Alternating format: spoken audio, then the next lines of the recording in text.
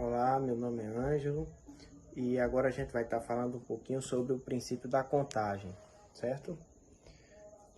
Bom, primeiramente a gente precisa entender o que é o princípio da contagem. O princípio da contagem ele é um método que é utilizado para contar o número total de possibilidades em uma determinada situação. E ele se divide em dois princípios básicos, que são o princípio aditivo e o princípio multiplicativo.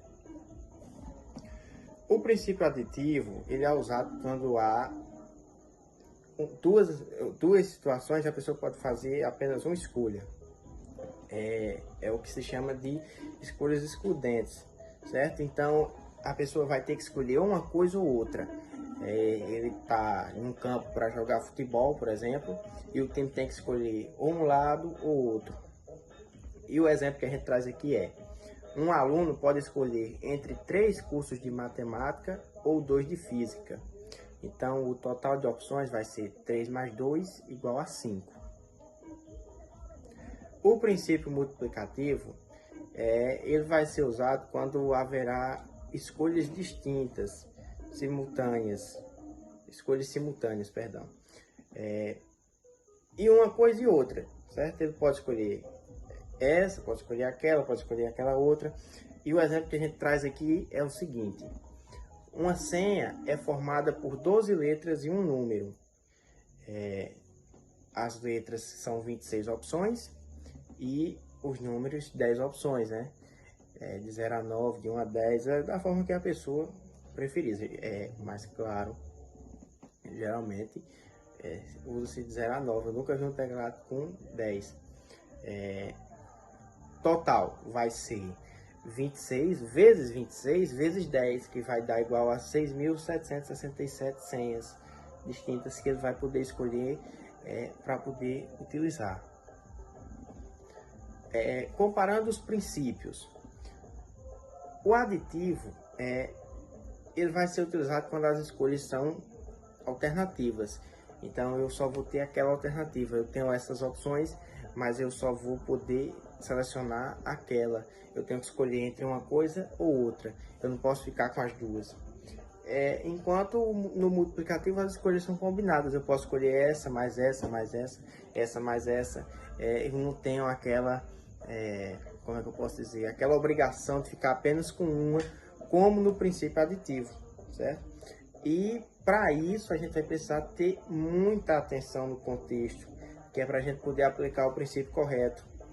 A gente vai ter que prestar atenção no contexto do problema, no contexto daquela pergunta, para poder aplicar corretamente o nosso problema. Tendo um exemplo combinado aqui, a gente vai ver que em uma escola existem 4 oficinas de arte ou 3 de ciência, que é do princípio aditivo, e cada oficina tem 2 horários disponíveis, princípio multiplicativo, certo? E o total de combinações será igual a 4 mais 3, que são do princípio aditivo, 7 vezes 2, princípio multiplicativo, 14. Então, no total, a pessoa terá 14 opções. Bom, para a gente concluir aqui a nossa primeira parte, poder passar para a resolução do problema, a gente vai ter que os princípios da contagem, eles ajudam a calcular as possibilidades sem listar todos os casos. E usar o princípio adequado, ele depende da estrutura do problema. Então, quando a gente estiver resolvendo a nossa questão, a gente vai ter que prestar sempre muita atenção no enunciado, no que é que o enunciado está pedindo, se ele dá a margem para mim escolher mais de uma das alternativas, ou se ele deixa claro que a pessoa tem que fazer uma decisão. Porque se a pessoa tiver que fazer a decisão por utilizar de determinada alternativa, ele sempre vai estar se referindo ao princípio aditivo e não ao princípio multiplicativo. Agora, quando ele pode fazer mais de uma escolha, aí sim ele vai estar se referindo ao princípio multiplicativo. E a gente precisa prestar atenção nisso, justamente porque isso pode nos fazer errar a questão. Dando sequência ao nosso vídeo, nós vamos falar agora sobre permutação e combinação simples. Bom, então, para a gente falar sobre esse assunto, vamos começar com uma introdução sobre o que é permutação e a combinação simples. Bom, a análise combinatória é um estudo de possibilidades, né? Das possibilidades dos agrupamentos e das ordenações de um modo geral. Existem algumas diferenças entre a permutação e a combinação que nós vamos ver mais à frente. A permutação são agrupamentos com ordem e a combinação são agrupamentos sem ordem. De forma geral, é basicamente isso que nós vamos ver.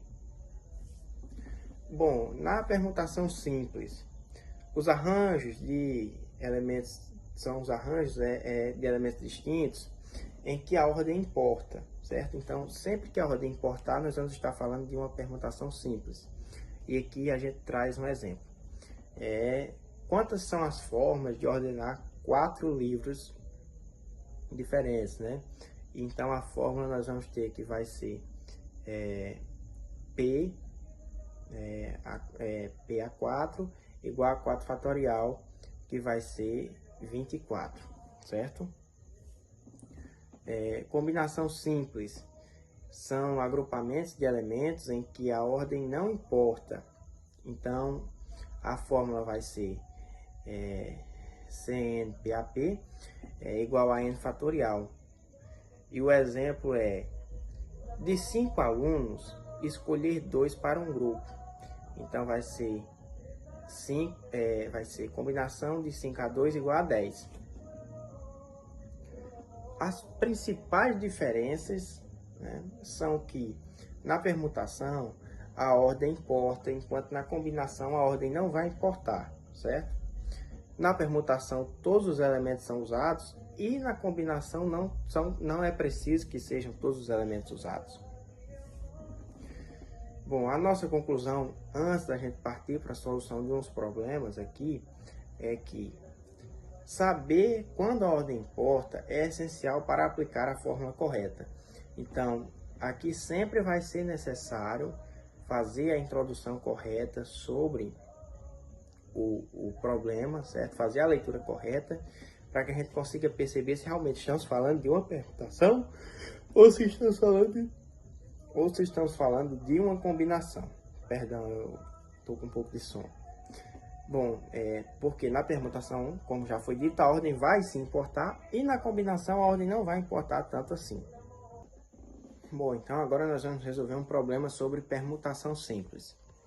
Uma equipe contábil precisa ordenar 5 relatórios diferentes em sequência.